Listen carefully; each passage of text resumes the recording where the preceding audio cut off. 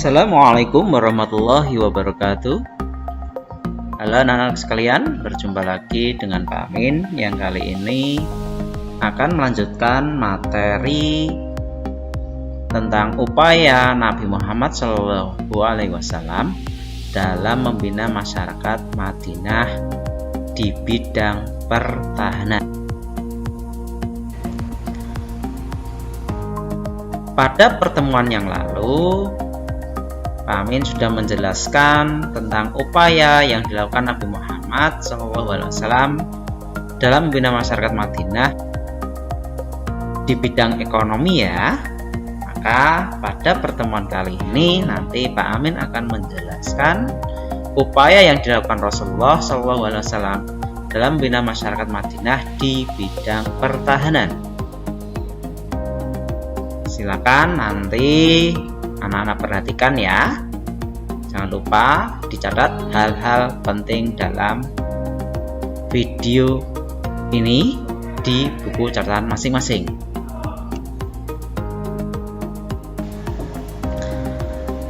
Anak-anakku sekalian, tahukah kalian Piagam Madinah merupakan peraturan yang mengatur tentang hak dan kewajiban bagi kaum muslim dan non-muslim yang ada di Madinah. Jadi ketika Nabi Muhammad memimpin Madinah, maka beliau mengeluarkan peraturan yang mengatur tentang hak dan kewajiban bagi kaum muslim dan non-muslim yang tinggal di Madinah.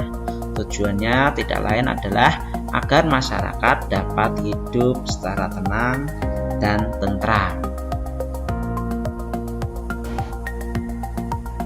Oke anak-anak, berikutnya adalah fungsi Piagam Madinah.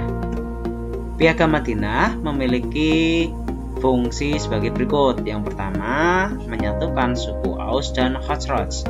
Suku Aus dan suku Khazraj merupakan suku terbesar di Madinah. Yang kedua, Nabi Muhammad diakui sebagai hakim dan kepala negara. Hakim di sini berarti berfungsi memutuskan segala perkara yang ada di Madinah. Sedangkan kepala negara adalah kepala pemerintahan yang mengatur berbagai hal yang ada di Madinah. Yang ketiga, kebebasan rakyat dijamin sehingga setiap rakyat dapat mengungkapkan pendapatnya. Fungsi yang keempat dari Piagam Madinah adalah mengembangkan sikap toleransi antar umat. Perlu kalian ketahui bahwa di Madinah meskipun sudah berdiri negara Islam, akan tetapi masih ada rakyatnya yang belum memeluk Islam. Maka dari itu Rasulullah tetap menghargai masyarakatnya yang belum memeluk Islam. Sedangkan fungsi yang kelima dari Piagam Madinah adalah menghentikan adat istiadat yang buruk dari bangsa Arab, yang mana bangsa Arab sebelum Islam masuk memiliki kebiasaan buruk, yaitu suka mengubur bayi-bayi perempuan.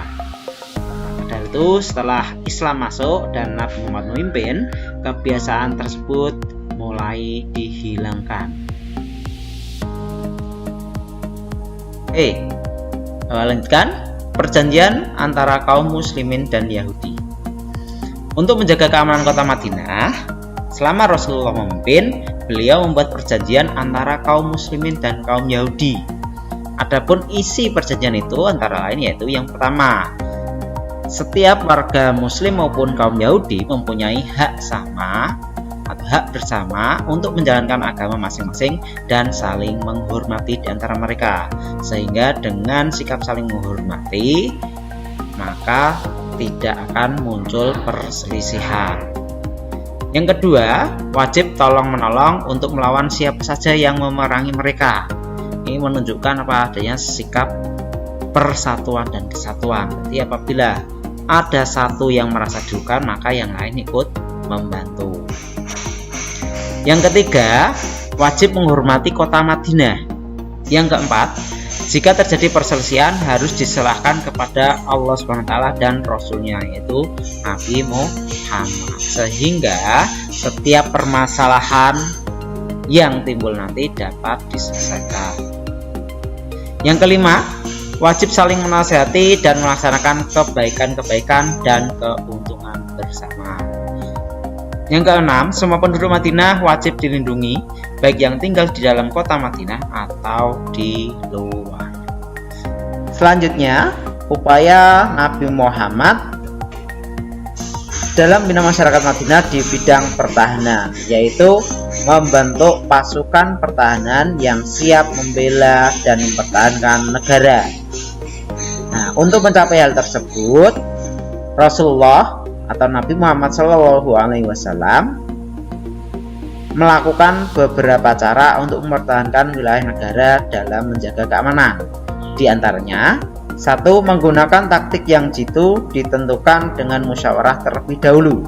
Jadi, Nabi Muhammad seringkali mengadakan musyawarah sebelum mengambil tindakan untuk siasat mempertahankan kedaulatan negaranya. Yang kedua, memberikan semangat jihad sebagai syuhada. Jadi agar rakyat Madinah itu semangat dalam berperang, Rasulullah selalu memberikan semangat kepada para syuhada, di mana bagi orang yang meninggal di jihad atau berperang membela agama Allah, maka jaminannya adalah surga. Tapi jihad di sini adalah jihad membela agama Allah ya, bukan jihad yang mengatasnamakan Islam tapi merugikan orang lain. Seperti yang kita ketahui, peristiwa bom bunuh diri yang ada di Indonesia itu adalah semangat jihad yang salah. Jadi anak-anak jangan sampai nanti keliru dalam bergaul ya, karena ada orang-orang tertentu yang mengajak jihad tapi jihadnya keliru. Yang ketiga, mengalahkan musuh dengan korban lebih sedikit. Nah, di sini adalah langkah dari Rasulullah yang sangat manusiawi, sehingga pada saat berperang meskipun pertumpahan darah tetap terjadi, tetapi Rasulullah meminimalisir atau memungkinkan sedikit mungkin korban yang tiada atau meninggal dunia. Yang keempat, menunjuk komandan pasukan yang gagah berani dan berwibawa. Di sini Rasulullah memiliki komandan-komandan pasukan yang bisa diandalkan. Nah, seperti Khalid bin Walid, itu merupakan sahabat Rasulullah yang sangat tangguh serta berani dalam medan perang. Oke anak-anak sekalian, demikian penjelasan dari kami tentang upaya yang dilakukan Rasulullah dalam membina masyarakat Madinah di bidang pertahanan. Semoga bermanfaat, tetap semangat belajar dan menjaga kesehatan. Wassalamualaikum warahmatullahi wabarakatuh.